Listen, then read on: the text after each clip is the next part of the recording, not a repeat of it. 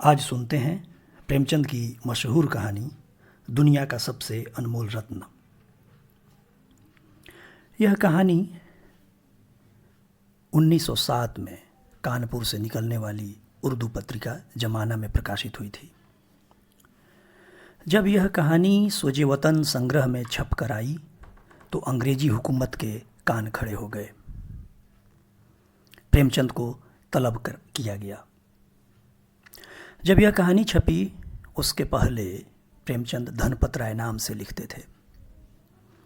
अंग्रेजी हुकूमत ने इस संग्रह को सीज कर लिया, आग लगवा दी गई।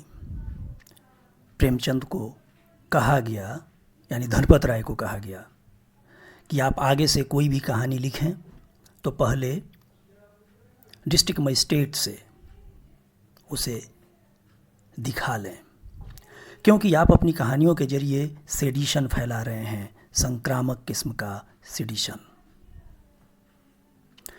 अंग्रेजी सत्ता ने कहा कि प्रेमचंद यानी धनपत राय अपने भाग्य को मनाओ कि सभ्य अंग्रेजों के शासनकाल में हो। मुगलों के समय में होते तो तुम्हारे हाथ काट लिए जाते। इस ताकीद के साथ प्रेमचंद को छोड़ा गया।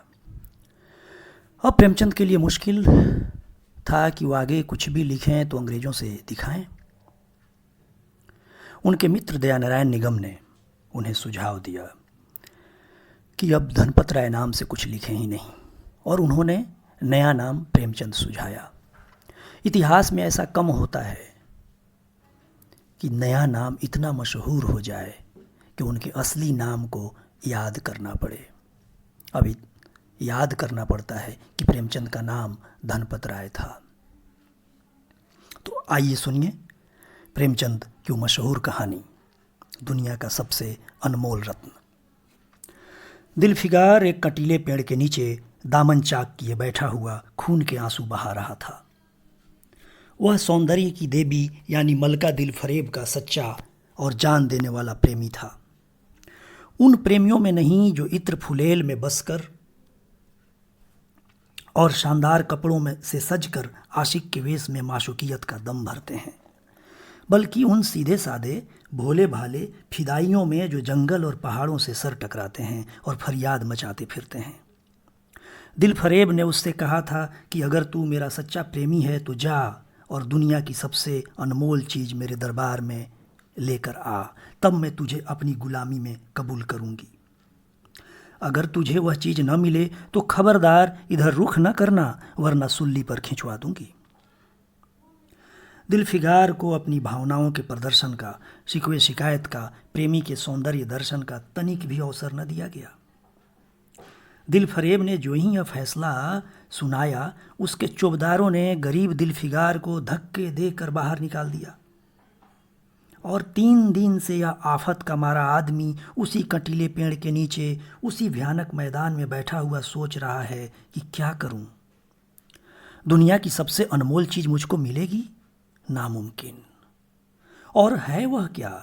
कारू का खजाना, आबे हयात, खुसरों का ताज, जामे जम, तख्ते ताउश, परवेज की दौलत? नहीं, यह चीज़ें हरगिज नहीं। दुनिया में ज़रूर इनसे भी महंगी, इनसे भी अनमोल चीज़ें मौजूद हैं, मगर वह क्या है, कहाँ है, कैसे मिलेगी? या खुदा, मेरी मुश्किल क्यों कर आसान होगी?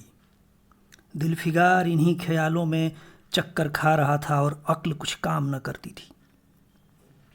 मुनीर शामी को हातिम सा मददगार मिल गया। ऐ काश कोई मेरा भी मददगार हो जाता। ऐ काश मुझे भी उस चीज़ का जो दुनिया की सबसे बेशकीमत चीज़ है नाम बतला दिया जाता। बला से वह चीज़ हाथ न आती, मगर मुझे इतना तो मालूम हो जाता कि वह किस किस्म की चीज़ है। मैं घड़े बराबर मोती की खोज में जा सकता हूँ। मैं समुद्र का गीत, पत्थर का दिल, मौत की आवाज़ और इनसे भी ज़्यादा बेनिशान चीज़ों की तलाश में कमर कस सकता हूँ, मगर दुनिया की सबसे अनमोल चीज़, यह मेरी कल्पना की उड़ान से बहुत ऊपर है। आसमान पर तारे निकल आए थे। दिलफिगार यकायक खुदा का नाम लेकर उठा और एक तरफ को चल खड़ा हुआ। भूखा प्यासा, नंगे बदन, थकन से चूर, वह बरसों वीरानों और आबादियों की खाक छानता फिरा। तलवे कांटों से छलनी हो गए, शरीर में हड्डियां ही हड्डियां दिखाई देने लगी, मगर वह चीज़ जो दुनिया की सबसे बेशकीमत चीज़ थी न मिली, न उसका कुछ निशान मिला। एक रोज़ वह भूलता भटकता एक मैदान में जा निकला, जहाँ हजारों आदमी गोल बांधे खड़े थे। बीच में कई असामे और चोगे वाले दढ़ियल काजी अफसर शान से बैठे हुए आपस में कुछ सलाह मशविरा कर रहे थे, और इस जमात से जरा दूर एक सुल्ली खड़ी थी। दिलफिगार कुछ तो कमजोरी की वजह से और कुछ यहाँ की कैफियत देखने के इरादे से ठिठक गया। क्या देखता है कि कई लोग नंगी तलवारें लिए एक कैदी को, जिसके हाथ पैर में जंजीरें थी, पकड़े चले आ रहे हैं। सूली के पास पहुंचकर सब सिपाही रुक गए और कैदी की हथकड़ियाँ, बेड़ियाँ सब उतार ली गईं। इस अभागे आदमी का दामन सैकड़ों बेगुनाहों के खून के छींटों से रंगीन था, और उसका दिल नेकी के ख्याल और रहम की आवाज़ से जरा भी परिचित न था।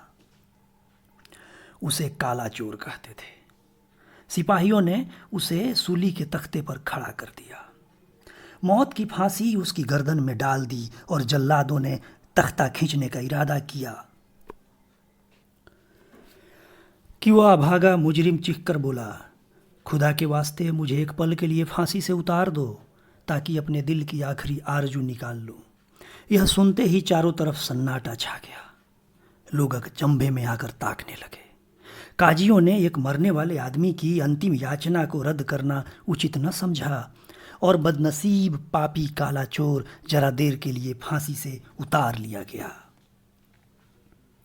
इसी भीड़ में एक खूबसूरत भोला भाला लड़का एक छड़ी पर सवार होकर अपने पैरों पर उछल उछल फर्जी घोड़ा दौड़ा रहा था, और अपनी सादगी की दुनिया में ऐसा मगन था कि जैसे वह इस वक्त सचमुच किसी अरबी घोड़े का सहसवार हो।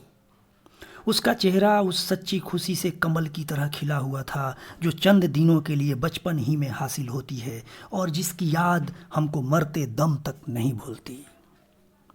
उसका दिल अभी तक पाप की गर्द और धूल से अछूता था, और मासूमियत उसे अपनी गोद में खिला रही थी। बदनसीब काला चोर फांसी से उतरा। हजारों आंखें उस पर गड़ी हुई थीं। वह उस लड़के के पास आया और उसे गोद में उठाकर प्यार करने लगा। उसे इस वक्त वह जमाना याद आया जब वह खुद ऐसा ही भोला भाला, ऐसा ही खास और खुर्रम, और दुनिया की गंदगियों से ऐसा ही पाक साफ था। माँ गोदियों में खिलाती थी, बाप बालाएं लेता था, और सारा कुनबा जान न्यौछावर करता था। आह, काले चोर के दिल पर इस वक्त बीते हुए दिनों की याद का इतना असर हुआ कि उसकी आंखों से, जिन्होंने दम तोड़ती हुई लाशों को तड़पते देखा और न झपकी, आंसू का एक कतरा टपक पड़ा। दिलफिगार ने लपक कर उस अनमोल मोती को हाथ में ले लिया, और उसके दिल ने कहा, बेशक यह दुनिया की सबसे अनमोल चीज़ है, जिस पर तख्ते ताउस और जामे जम और आबे हयात और जरे परवेज सब न्यौछावर हैं। इस ख्याल से खुश होता, कामयाबी की उम्मीद में सरमस्त, दिलफिगार अपनी माशूका दिलफरेब के शहर मीनो सवाद को चला। मगर ज्यों ज्यों मंजिलें तय होती जाती थीं, उसका दिल बैठ जाता था कि कहीं उस चीज़ की, जिसे मैं दुनिया की सबसे बेशकीमत चीज़ समझता हूँ, दिलफरेब की आंखों में कद्र न हुई तो मैं फांसी पर चढ़ा दिया जाऊँगा और इस दुनिया से नामुराद जाऊँगा। लेकिन जो हो सो हो, अब तो किस्मत आजमाई है। आखिरकार पहाड़ और दरिया तय करते शहर मीनो सवाद आ पहुंचा, और दिलफरेब की ड्योढ़ी पर जाकर विनती की कि थकान से टूटा हुआ दिलफिगार खुदा के फजल से हुक्म की तामील करने आया है और आपके कदम चूमना चाहता है। दिलफरेब ने फौरन अपने सामने बुला भेजा और एक सुनहरे पर्दे की ओट से फरमाइश की कि वह अनमोल चीज़ पेश करो। दिलफिगार ने आशा और भय की एक विचित्र मनस्थिति में वह बूंद पेश की, और उसकी सारी कैफियत बहुत पुरअसर लफ्ज़ों में बयान की। दिलफरेब ने पूरी कहानी बहुत गौर से सुनी, और वह भेंट हाथ में लेकर जरा देर तक गौर करने के बाद बोली, दिलफिगार, बेशक तूने दुनिया की एक बेशकीमत चीज़ ढूंढ निकाली। तेरी हिम्मत और तेरी सूझबूझ की दाद देती हूँ, मगर यह दुनिया की सबसे बेशकीमत चीज़ नहीं। इसलिए तू यहाँ से जा और फिर कोशिश कर। शायद अब की तेरे हाथ वह मोती लगे और तेरी किस्मत में मेरी गुलामी लिखी हो। जैसा कि मैंने पहले ही बतला दिया था, मैं तुझे फांसी पर चढ़वा सकती हूँ, मगर मैं तेरी जाँ बख्शी करती हूँ इसलिए कि तुझ में वह गुण मौजूद हैं जो मैं अपने प्रेमी में देखना चाहती हूँ, और मुझे यकीन है कि तू जरूर कभी न कभी कामयाब होगा। नाकाम और नामुराद दिलफिगार इस माशुकाना इनायत से जरा दिलेर होकर बोला, ऐ दिल की रानी, बड़ी मुद्दत के बाद तेरी ड्योढ़ी पर सजदा करना नसीब होता है। फिर खुदा जाने ऐसे दिन कब आएंगे, क्या तू अपने जान देने वाले आशिक के बुरे हाल पर तरस न खाएगी? और क्या अपने रूप की एक झलक दिखाकर इस जलते हुए दिलफिगार को आने वाली सख्तियों के झेलने की ताकत न दोगी? तेरी एक मस्त निगाह के नशे से चूर होकर मैं वह कर सकता हूँ जो आज तक किसी से न बन पड़ा हो। दिलफरेब आशिक की यह चाव भरी बातें सुनकर गुस्सा हो गई और हुक्म दिया कि इस दीवाने को खड़े खड़े दरबार से निकाल दो। चौबदार ने फौरन गरीब दिलफिगार को धक्के देकर यार के कुचे से बाहर निकाल दिया। कुछ देर तक तो दिलफिगार अपनी निष्ठुर प्रेमिका की इस कठोरता पर आंसू बहाता रहा और सोचने लगा कि कहाँ जाऊं। मुद्दतों रास्ते नापने और जंगलों में भटकने के बाद आंसू की यह बूंद मिली थी। अब ऐसी कौन सी चीज़ है जिसकी कीमत इस आबदार मोती से ज़्यादा हो? हजरत खिज्र, तुमने सिकंदर को आबे हयात के कुएं का रास्ता दिखाया था, क्या मेरी बाह न पकड़ोगे? सिकंदर सारी दुनिया का मालिक था, मैं तो एक बेघरबार मुसाफिर हूँ।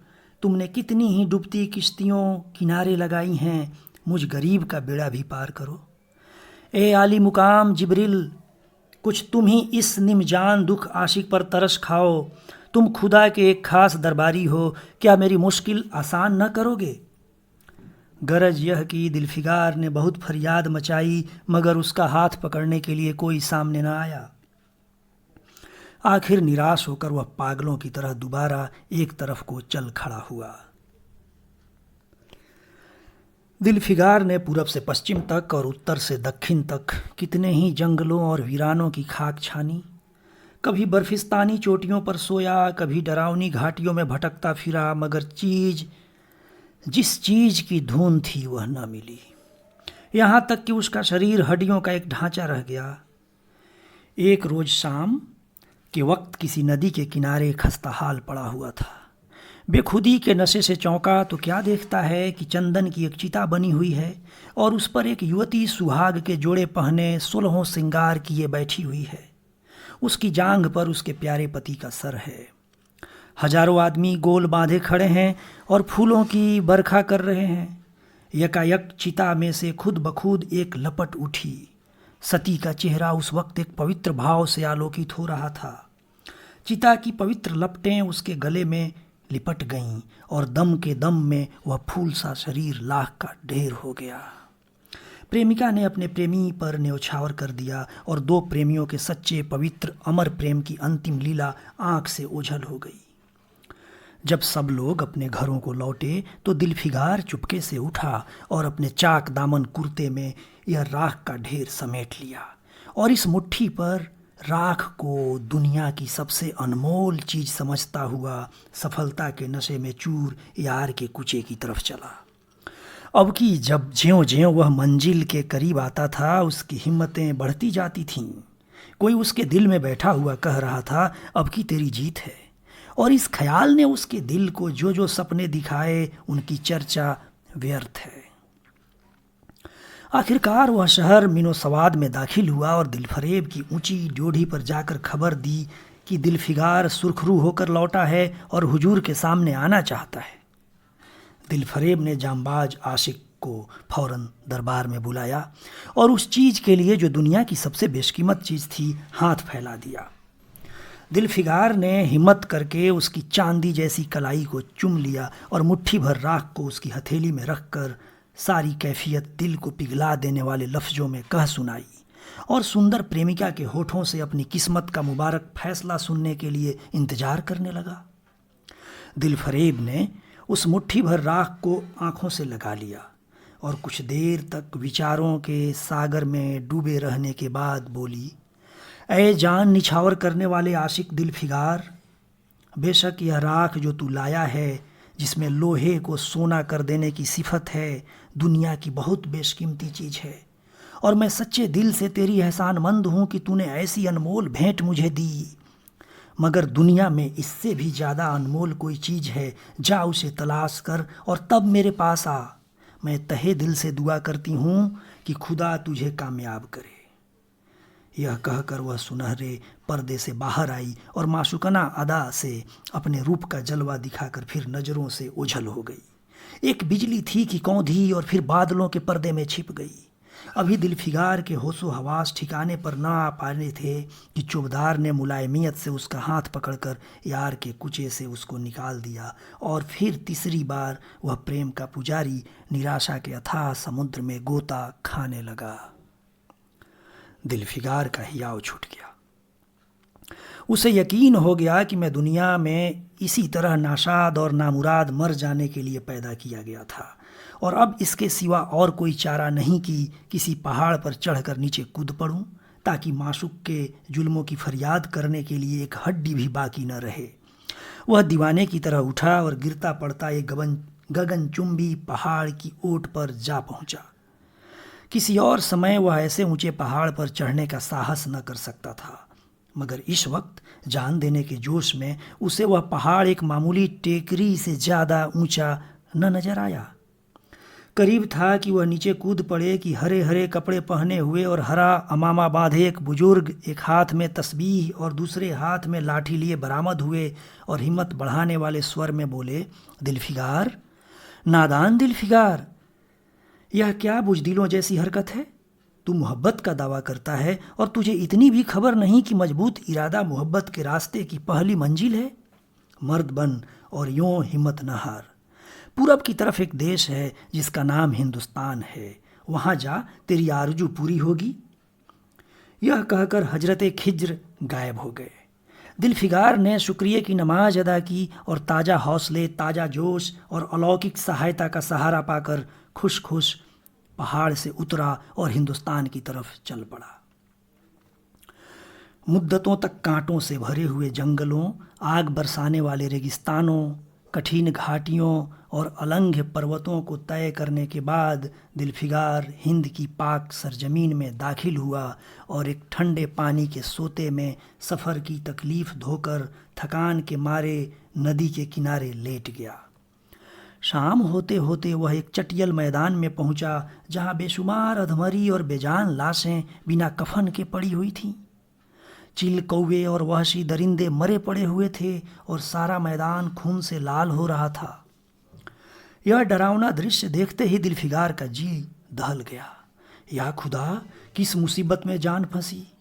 मरने वालों का कराहना, सिसकना और एड़िया रगड़कर जान देना, दरिंदों का हड्डियों को नोचना और गोश्त के लोथड़ों को लेकर भागना, ऐसा हौलनाक सीन दिलफिगार ने कभी न देखा था।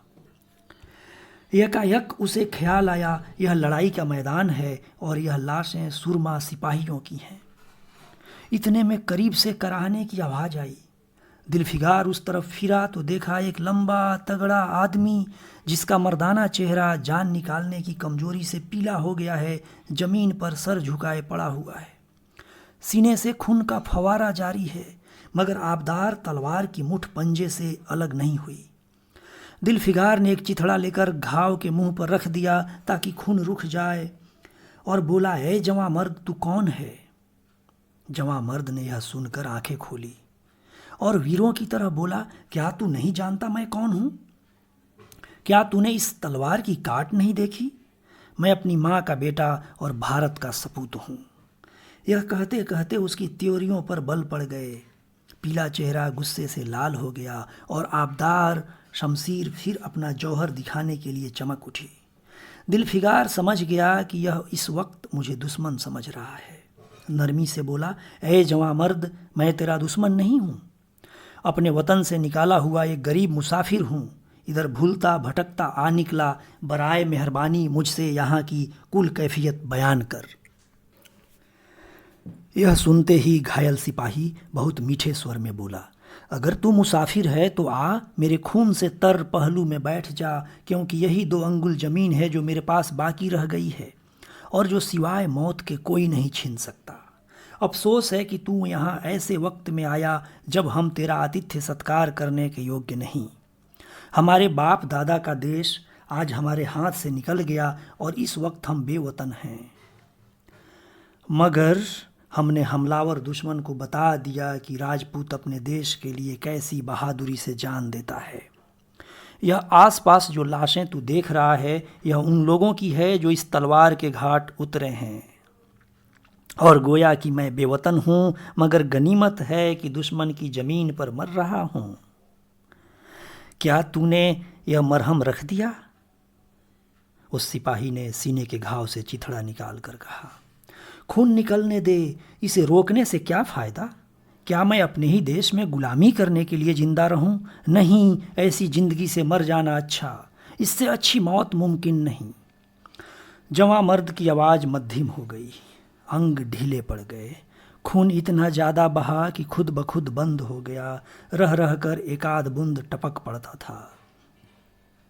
आखिरकार सारा शरीर बेदम हो गया, दिल की हरकत बंद हो गई और आंखें मुद गईं।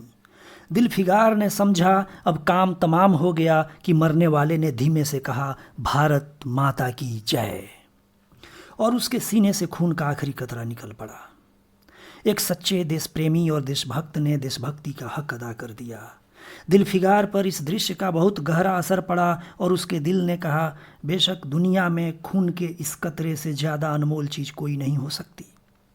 उसने फौरन उस खून की बूंद को, जिसके आगे यमन का लाल भी हेच है, हाथ में ले लिया और इस दिलेर राजपूत की बहादुरी पर हैरत करता हुआ अपने वतन की तरफ रवाना हुआ और सख्तियां झेलता आखिरकार बहुत दिनों के बाद रूप की रानी मलका दिलफरेब की ड्योढ़ी पर जा पहुंचा और पैगाम दिया कि दिलफिगार सुरखरू और कामयाब होकर लौटा है और दरबार में हाजिर होना चाहता है। दिलफरेब ने उसे फौरन हाजिर होने का हुक्म दिया। खुद हस्बे मामूल सुनहरे पर्दे की ओट में बैठी और बोली, दिलफिगार, अब कि तू बहुत दिनों बाद वापस आया है, ला दुनिया की सबसे बेशकीमत चीज़ कहाँ है? दिलफिगार ने मेहंदी रची हथेलियों को चूमते हुए खून का वह कतरा उस पर रख दिया और उसकी पूरी कैफियत पुरजोश लहजे में कह सुनाई। वह खामोश भी न होने पाया था कि एकाएक वह सुनहरा पर्दा हट गया और दिलफिगार के सामने हुस्न का एक दरबार सजा हुआ नजर आया, जिसकी एक एक नाजनीन जुलेखा से बढ़कर थी। दिलफरेब बड़ी शान के साथ सुनहरी मसनद पर सुशोभित हो रही थी। दिलफिगार हुस्न का यह तिलस्म देखकर अचंभे में पड़ गया और चित्रलिखित सा खड़ा रहा कि दिलफरेब मसनद से उठी और कई कदम आगे बढ़कर उससे लिपट गई। गाने वालियों ने खुशी के गाने शुरू किए, दरबारियों ने दिलफिगार को नजरें भेंट की और चांद सूरज को बड़ी इज्जत के साथ मसनद पर बैठा दिया। जब वह लुभावना गीत बंद हुआ तो दिलफरेब खड़ी हो गई और हाथ जोड़कर दिलफिगार से बोली, अय जानिशार आशिक दिलफिगार, मेरी दुआएं बर आईं और खुदा ने मेरी सुन ली और तुझे कामयाब व सुरखरू किया। आज से तू मेरा मालिक है और मैं तेरी लौंडी। यह कहकर उसने एक रत्न जटित मंजूषा मंगाई और उसमें से एक तख्ती निकाली जिस पर सुनहरे अक्षरों में लिखा हुआ था, खून का वह आखिरी कतरा जो वतन की हिफाजत में गिरे, दुनिया की सबसे अनमोल चीज है। कहानी का पाठ राजीव रंजन गिरी। शुक्रिया।